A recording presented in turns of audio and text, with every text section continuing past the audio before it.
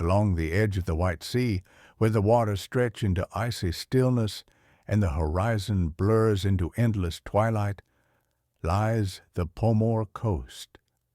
Here, in the far north of medieval Russia, the land is shaped by the slow, patient hands of frost and tide. The Pomors, fisherfolk, hunters, and salt-makers, lived in harmony with the rhythms of the sea in the long, hushed winters. This is a story not of kings or conquests, but of quiet labor, of nets woven by firelight, of salt harvested from the earth, and of wooden boats that carried men into the whispering waves. To understand the Pomors, we must first know their land. The White Sea, cold and capricious, freezes for half the year, locking villages in a world of snow and silence. The summers are brief but generous, bringing long days where the sun barely sets, and the waters teem with fish, cod, herring, and the prized Atlantic salmon. The Pomors settled in scattered villages along the coast, their homes built from thick pine logs, sturdy against the wind. Each village was small, perhaps a dozen families, bound together by shared labor and the knowledge that survival here depended on cooperation. Inside a Pomor house, the air was warm with the scent of pine resin and drying fish. The izba, as it was called, had low ceilings to hold in heat, and a massive brick stove dominated the space. Here, bread was baked, fish was smoked, and children gathered to listen to tales of the sea. The floors were packed earth, covered in woven reed mats. Near the stove, a wooden bench served as both seat and bed, lined with reindeer hides for warmth. In the corner, a loom stood ready, where women spun wool into thick socks and mittens, dyed blue with lichen gathered from the rocks. Clothing was practical, made to endure. Men wore long tunics of linen or wool, belted at the waist, with trousers tucked into tall boots of seal or reindeer leather. In winter, they layered fur-lined coats, the hoods trimmed with wolf or fox fur to shield their faces from the wind. Women's dresses were similarly layered with embroidered hems, simple patterns of waves and snowflakes, stitched by firelight in the long winter evenings. Outside, the village stirred with quiet industry. Smoke curled from the bathhouse, the banya, where steam and birch branches cleansed both body and spirit. Near the shore, men repaired their boats, the scent of tar thick in the air. Children carried buckets of water from the communal well, their breath fogging in the crisp air. And always there was the sea, sometimes calm, sometimes roaring, but ever present, the giver and taker of life. In the next part, we will step into the daily rhythms of Pomor life, the casting of nets, the salting of fish, and the patient wait for the seasons to turn. When the ice finally loosened its grip on the White Sea, the Pomors prepared their boats.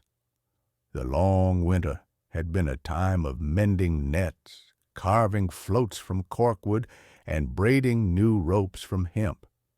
Now, as the pale sun lingered longer in the sky, the men and boys of the village gathered at the shore, their breaths still visible in the chill morning air. Fishing was not just a trade for the Pomors. It was a way of life, a quiet conversation with the sea. The boats were sturdy, wide-bottomed things, built to withstand the caprices of northern waters. They had no keels, making them easier to haul onto ice or shore. The Pomors called these vessels cocks, and they were built with an almost reverent patience, each plank fitted by hand, caulked with tar-soaked hemp to keep the freezing waters at bay. The nets were woven from flax or hemp, their mesh just wide enough to let young fish slip free. Floats of carved wood or inflated seal bladders kept them near the surface, where the herring swam in shimmering schools. Not all fishing was done with nets. Some Pomors preferred the hook and line, especially for the fat cod that lurked in deeper waters. The hooks were forged from iron, simple and strong, baited with strips of dried fish or even a scrap of bright cloth to lure the curious. A good fisherman knew the sea's moods, where the currents would carry the fish, how the wind might shift by midday. He listened to the gulls, watched the ripples on the water, and sometimes, in the hush of early morning, he simply knew where to cast. The work was slow, methodical. Men sat for hours in the boats, hands calloused from hauling lines, faces weathered by salt and wind. There was no hurry. The sea gave what it would give. When the nets grew heavy, they were drawn in, glistening with fish, heron flashing like silver coins, the occasional cod thrashing in protest. The catch was piled in the bottom of the boat, soon to be cleaned, salted, or pressed for oil. Back on shore, the women and children took over. Fish were gutted with quick, practiced strokes, their innards saved for bait or fertilizer. Some were laid on wooden racks to dry in the wind. Others were packed in barrels with coarse sea salt, where they would keep through the long winter. Nothing was wasted. Even the fish oil, rendered in great iron pots over slow fires, would burn in lamps, casting a warm, smoky glow through the darkest months. The Pomors did not fear hunger, if they respected the sea. They knew when to fish, when to hunt seals, when to gather eggs from the cliffs. Their year was marked not by calendars, but by the turning of the tides, the heron runs of spring, the cod of summer, the last frantic harvest before the ice returned. In the next part, we will step inside the smokehouse, where fish turned golden over smoldering alderwood, and explore the careful art of preserving food for the winter. As autumn cooled the winds and the first frosts silvered the grass, the Pomor villages turned their attention to the long work of preservation.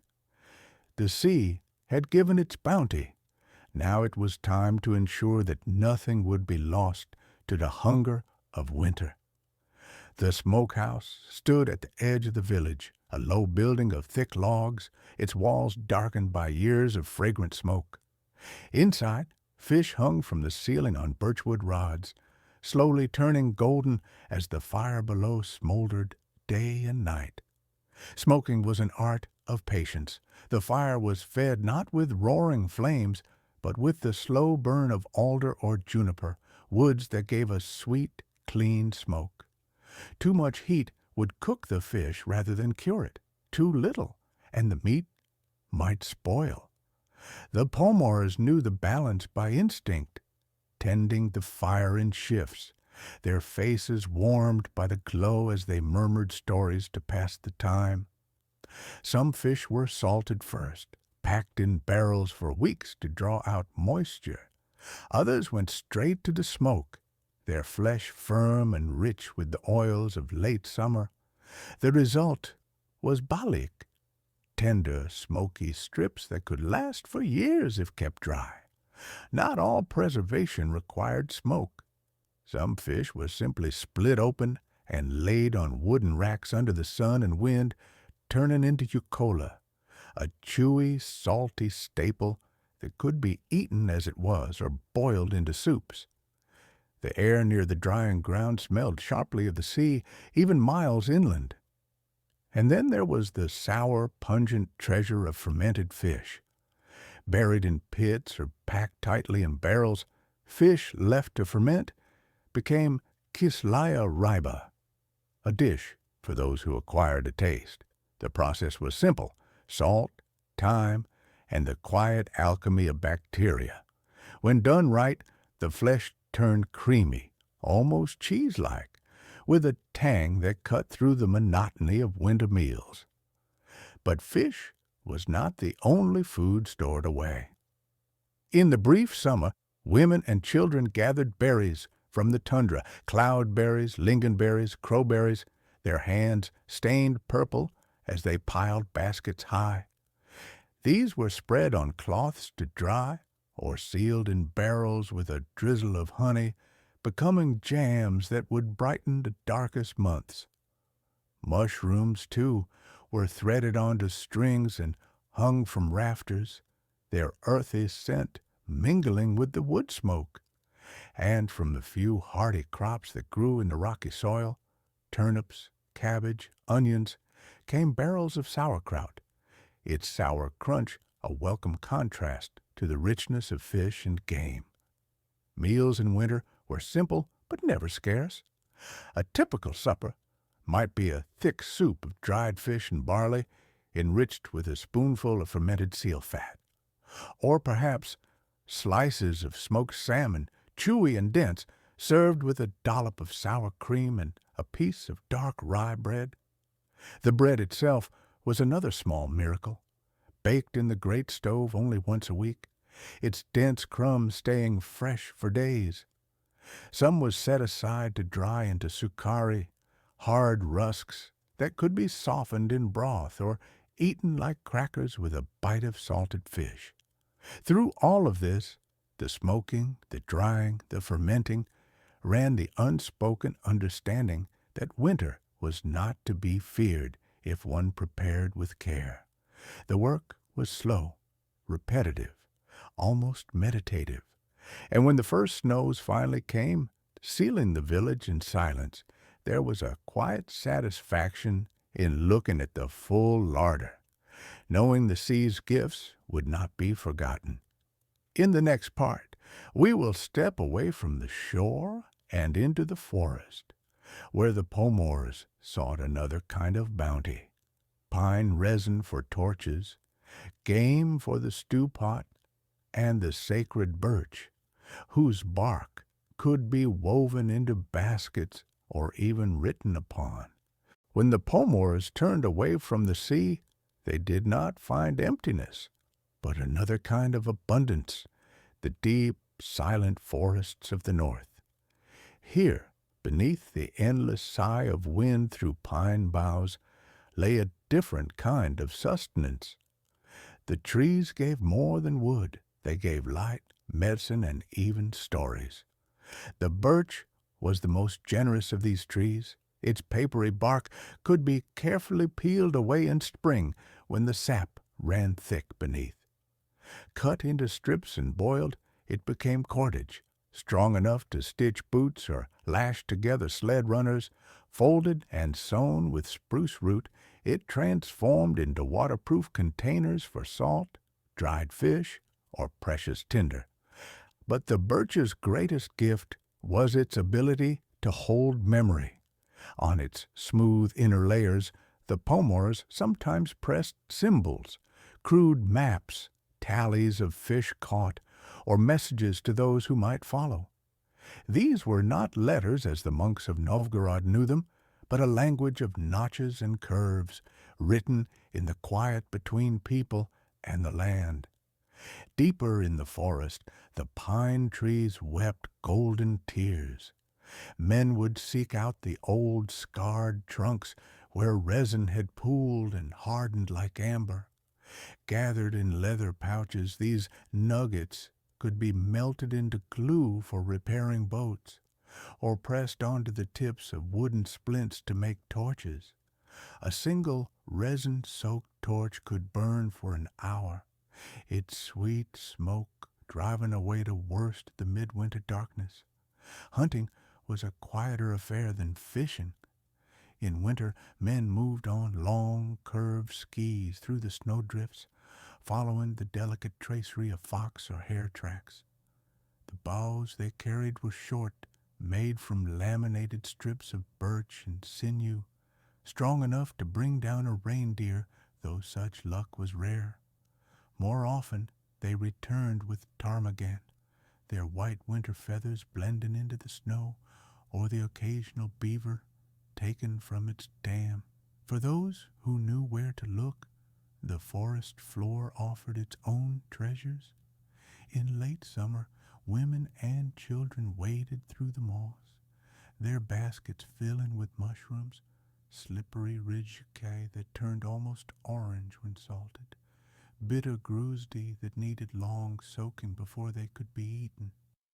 The knowledge of which were safe was passed down not in books, but in warnings. The devil's mushroom wears a pretty skirt, they'd say of the deadly fly agaric, and always there was the gathering of firewood, not the quick snapping of dead branches, but the patient selection of seasoned logs. Birch burned fast and bright, pine gave long-lasting coals, but the true prize was the driftwood that washed ashore after storms. Salt-soaked and dense, it burned with eerie blue flames, its heat fierce enough to keep an isba warm through the longest night. The Pomors did not see the forest as wild. It was simply another kind of home, one that asked for respect in exchange for its gifts. A hunter might leave an offering of dried fish at the base of an ancient tree. A woman gathering herbs would always take less than half of what she found. The rules were unspoken, but understood. Next time, we will step into the dim glow of the winter isba, where spinning wheels hum and children learn the old crafts, where wood becomes spoons, hides become boots, and every object tells a story of patience. When winter sealed the Pomors inside their isbas, the long darkness became a time of making. Hands that spent summers hauling nets and autumn salting fish now turned to quieter tasks, shaping wood, twisting fiber, softening hides. There was no hurry. Each stroke of the knife, each turn of the spindle was a meditation against the cold. The men worked closest to the fire, where the light was best. A length of seasoned birch, cut the previous spring and dried near the ceiling, became a ladle. The craftsman's knife moved with practiced patience, hollowing the bowl, smoothing the handle until it fit perfectly in the hand. Such spoons were never just utensils. They were small masterpieces, their surfaces sometimes carved with winding vines or the sinuous shapes of fish. Larger projects waited in the corners, a new sled runner being bent over steam, the ribs of a future boat carefully shaped with adze and plane. Wood was never wasted. Even chips and shavings had their purpose, stuffed into leather pouches at tinder or burned to sweeten the air with piney smoke. Meanwhile, the women's hands were never still. Near the loom, where woolen cloth grew inch by inch, girls learned to spin with drop spindles made of whirl-weighted birch. The wool came from their own small flocks of northern sheep, whose coarse fleece was carded by hand before spinning, a task often done in company, with songs to keep time. But wool was not the only thread. From nettles gathered in summer came a surprisingly soft fiber, retted in dew and pounded until it could be spun into linen-like cord. This was the secret strength behind their nets, nearly invisible in water, yet strong enough to hold a thrashing cod. In another corner, hides soaked in a solution of oak bark and water, slowly transforming into supple leather. The tanning vat smelled sharply of tannin, a scent that clung to clothing for weeks. Once ready, the leather would be cut into soles for boots, laces for snowshoes, or pouches to keep salt dry. Nothing was thrown away. Even scraps became needle cases or patches for mending. Children had their own small tasks. A boy might spend hours rubbing a seal's tooth with a strip of sealskin, polishing it into a smooth amulet to ward off ill luck at sea. A girl practiced embroidery with reindeer sinew split into fine threads, Her needle traced traditional patterns onto a mitten's cuff, waves for safe travel, snowflakes for a mild winter. As the winter deepened, these objects accumulated. A new fish scaling knife with a handle of reindeer antler, a waterproof hat woven from spruce roots, a baby's cradle lined with the softest hair fur. Each was both practical and beautiful, for the Pomors knew that utility needed no ugliness, and always beneath the work ran the quiet understanding that these skills were more than chores. They were a language passed from hand to hand, generation to generation. To make something well was to speak love into being. Next time, we'll step into the flickering warmth of the banya, the bathhouse where sweat and steam washed away more than dirt, where birch branches stirred the air like whispers, and where the body and soul found renewal. In the heart of winter, when the world outside was a sculpture of ice and silence, the banya stood as a sanctuary, a place where warmth pooled like liquid gold, where muscles unknotted, and where the very breath seemed to soften in the lungs. The Pomors did not simply bathe here.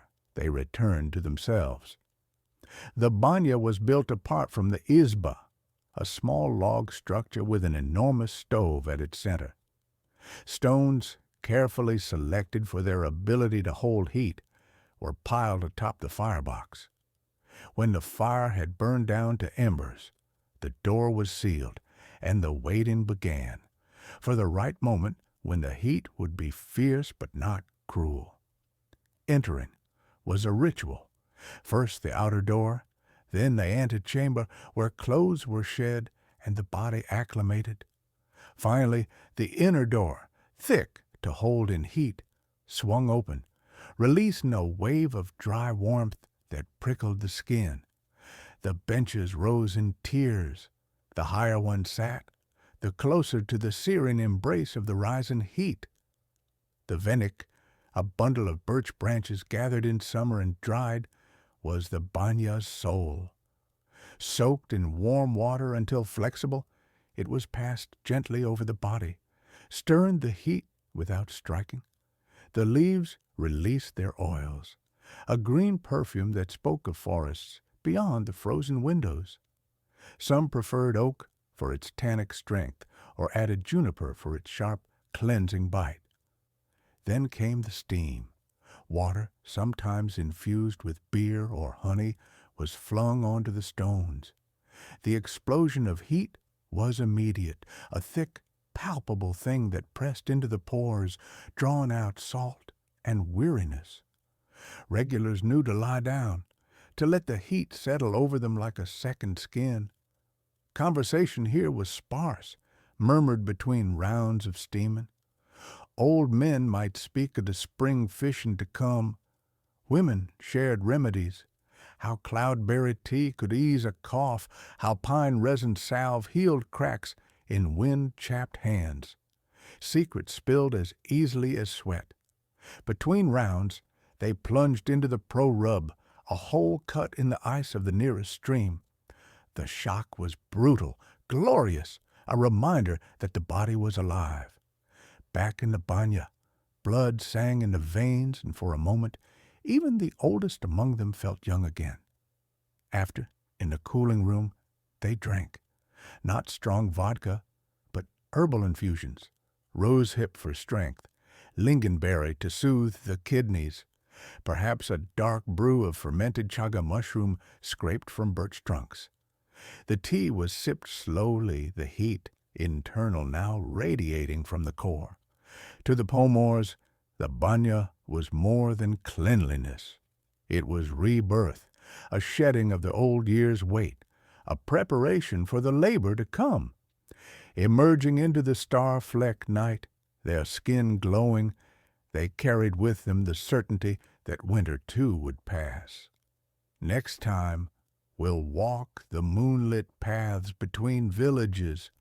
where traders carried news and goods on sleds pulled by reindeer, and where the boundaries between stranger and kin blurred beneath the northern lights. When winter's grip grew deepest, the Pomors did not retreat entirely. Instead, they adapted, transforming the frozen world into a highway. Rivers became roads, snowdrifts became signposts, and in the blue darkness, the creak of sled runners carried voices between villages that summer's mud had kept apart.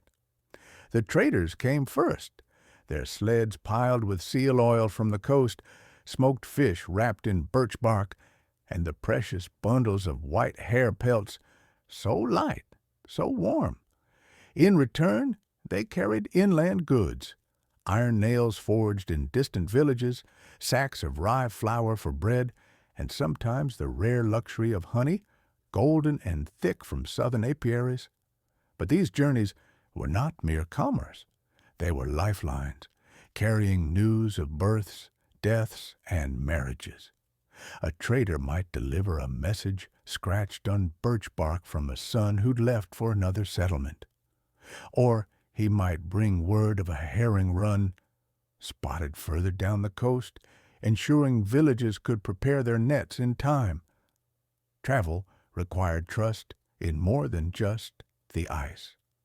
The Pomors kept Zirianka, waymarkers of piled stones or carved wooden posts, along known routes. Some were simple guides, others held small offerings beneath them, a dried fish, a twist of wool, left for good fortune by those who passed. To disturb these was unthinkable. The reindeer were the true masters of these journeys.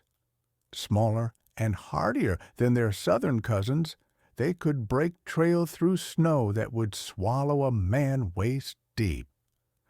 Their broad hooves splayed to distribute weight on thin ice, and their hollow hair trapped warmth so completely that snow clinging to their coats never melted.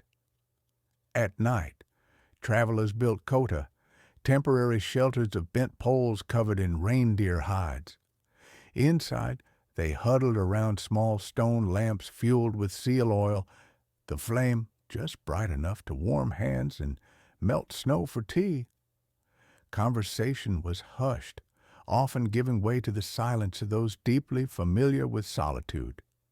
Dangers were ever present. Whiteouts could erase the world in minutes. Rotten ice lurked beneath innocent-looking snow, and sometimes the cold itself seemed a living thing, seeking gaps in wool and fur. The Pomors had a saying, "The frost is wiser than you." Never argue with it. Yet when the skies cleared and the northern lights shimmered overhead, there was magic in these journeys. To stand alone on a frozen sea under a vault of stars was to feel both insignificance and connection. To every village the lights touched, to every traveler who'd ever looked up and wondered, next time we'll slip beneath the waves with the Pomor divers, those who harvested the sea's hidden wealth from kelp forests and icy depths, where the line between courage and recklessness blurred with every breath held. Not all the Pomor's treasures were pulled from the sea in nets. Some required diving into the freezing embrace of the White Sea itself, where light filtered through ice in wavering columns, and the only sound was the hammering of one's own heart. The pearl divers were a special breed. They worked the shallow river mouths in late summer, where freshwater mussels lurked in the sediment. Clad only in loose linen shirts to avoid entanglement, they would sink to the bottom, feeling blindly among the stones. Each dive lasted less than a minute, just long enough to snatch a few shells before surfacing, lips blue, to warm their hands over a smoldering birch bark fire. Most shells held only meat, dried and added to winter soups. But occasionally, there, a glint of nacre the size of a pea or smaller. These pearls were not the perfect spheres of southern waters, but baroque shapes with a peculiar frosty luster. Strung on horsehair threads, they became amulets for women in childbirth, or were traded inland for iron tools. Deeper divers sought the amber that sometimes washed up after storms, fragments of ancient resin that had wept from trees when mammoths still walked the earth. These golden crumbs were polished into beads or burned as incense, their piney smoke believed to ward off ill winds. But the most dangerous harvest came from the seal hunters. Venturing onto the pack ice in early spring, they waited motionless by breathing holes, their clubs carved from dense birch burl. When a seal surfaced, the strike had to be perfect, swift and sure. To wound but not kill was to invite the spirit of the sea's displeasure. Every part of the seal was used. The meat, rich with iron, was eaten raw or fermented. The fat rendered into oil for lamps that burned without smoke. The intestines, cleaned and stretched, became translucent windows for ice fishing shelters. Even the bones were carved into needles that grew slick with use, perfect for sewing waterproof seams. These hunters spoke little of their work. There were stories, of course, of shapes seen under thin ice that were too large to be seals, of voices calling from open lids in the fog. Some carried charms of rowan wood. Others made small daily offerings of fish scraps tossed backward into the sea, never looking to see what took them. Yet for all its dangers, the sea's hidden wealth was vital. A good pearl could buy a new iron kettle. A cache of amber might ransom a boat lost to the ice. And seal oil kept the lamps burning through the polar night, those small, flickering stars around which all winter life revolved. Next time, we'll sit at the edges of sleep, where dreams and reality blur, where the Pomor's tales of Vodanya spirits, shipwrecked souls, and the whispering dead were told in hushed voices as the fire burned low. When the lamps burned low and the winter night stretched its longest, the Pomors spoke of things unseen, not with fear, but with the quiet certainty of those who knew the world was larger than what hands could touch.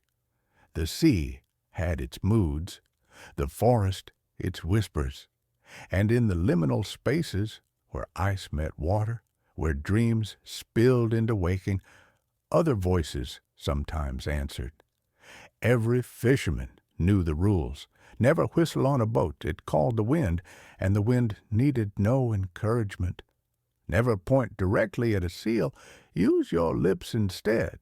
A subtle gesture the Vodyanoi, the water spirit, might overlook. And if you found a dead seabird floating in your nets, a careful burial ashore with a pinch of salt between its feathers, lest its soul stir up storms.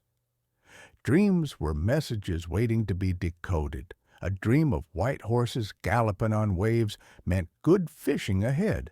A dream of losing teeth warned of a friend's betrayal. But the most dreaded was the dream of a loved one handing you water, for this meant they would soon drown. Some protections were simple. A rowan branch nailed above the door kept witches from stealing milk. A knife under the pillow guarded against nightmare spirits. But the strongest charms were made by the Tznakari, the village wise ones who could read the future in beeswax drippings or the patterns of burnt fish bones. Then there were the household spirits. The domovoi, a small hairy creature who lived behind the stove, would braid the manes of well-kept horses at night, but pinch slovenly servants black and blue. To keep him content, families left out bowls of porridge or scraps of felt for him to make slippers. But the sea spirits demanded more. When a drowned sailor washed ashore, the women would wash his body with water gathered from 3 waves, then bury him with a wooden cross laid at his feet, not to mark his grave, but to weigh him down. For the dead who were not anchored might walk the shoreline at dusk, their clothes still dripping with the sea's memory. Yet even these ghosts were not always feared. On certain nights, when the northern lights flickered green overhead, the Pomors said you could hear the lost fishermen singing, not mournful, but content.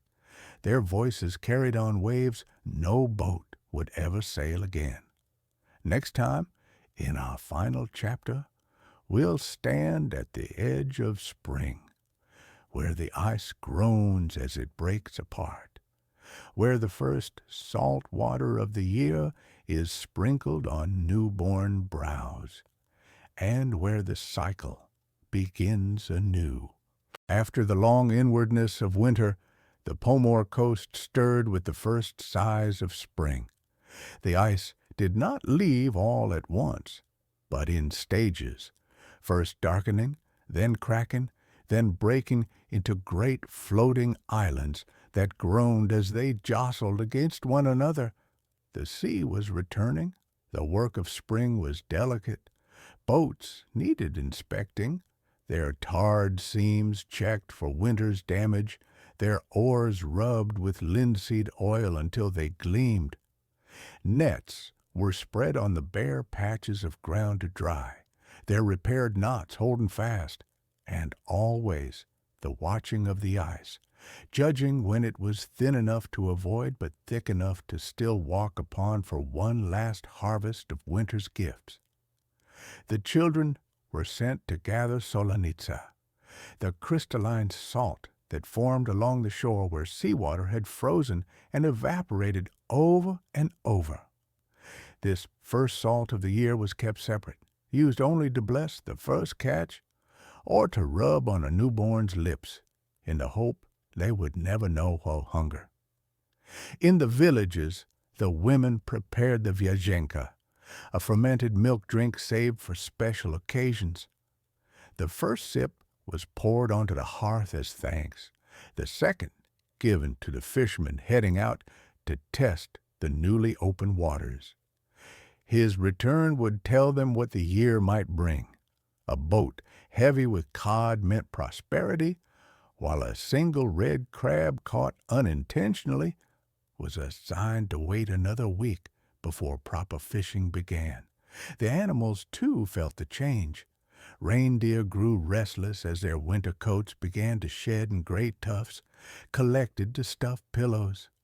Seals basked on the remaining ice floes, their dark eyes watching the human activity with mild interest. And overhead, the first migratory birds returned, eiders and barnacle geese, whose down would later line the jackets of those who collected it without disturbing the nests. At winter's end, the Pomors did not celebrate with feasts or music, but with quiet readiness. There were fish to catch, salt to harvest, another year's cycle to begin. The world here demanded neither gratitude nor lament, only attention, only the willingness to continue. And so we leave them there, at the edge of the ice and the beginning of the waves, where the horizon stretches clean and open, where every year is the same year, and every year is new.